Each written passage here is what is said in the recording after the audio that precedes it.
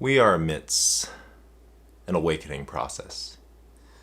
And while each and every one of us are experiencing it in our own ways, it's an awakening nonetheless. There's different kinds of awakenings because we are all sleeping at different levels. Our two sons sleep pretty differently. Our older son is a very deep sleeper. When he is out deeply. He's not able to wake up with a little rub or a pat, even a little bit of a shake. Rather, he really needs a little bit more energy to wake him up. Whereas our younger son is pretty easy. Simply saying his name softly, quietly, and he gets up. That's kind of the range that we operate at. For some of us, we've been more attentive to whatever it is that we're awakening to. And when we talk about this whole concept of sleeping, it just means that we're not fully aware or conscious of something that's happening in our lives. And so we wake up to it, right?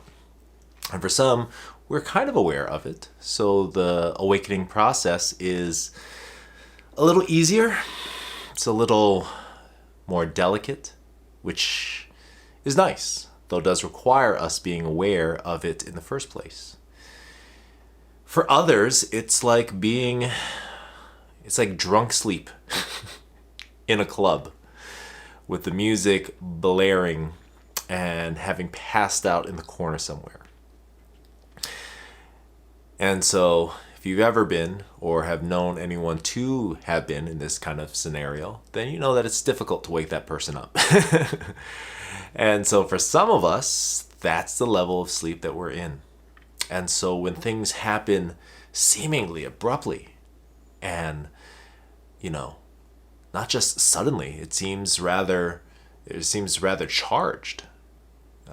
Car accidents, finding something out, the level and the depth that we are sleeping, rather not conscious of this ...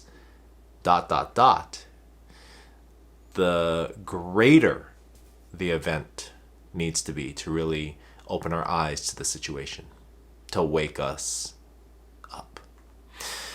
And so we're all in the midst of these different awakenings. And when we talk about what is it that we're sleeping or asleep to, not aware of.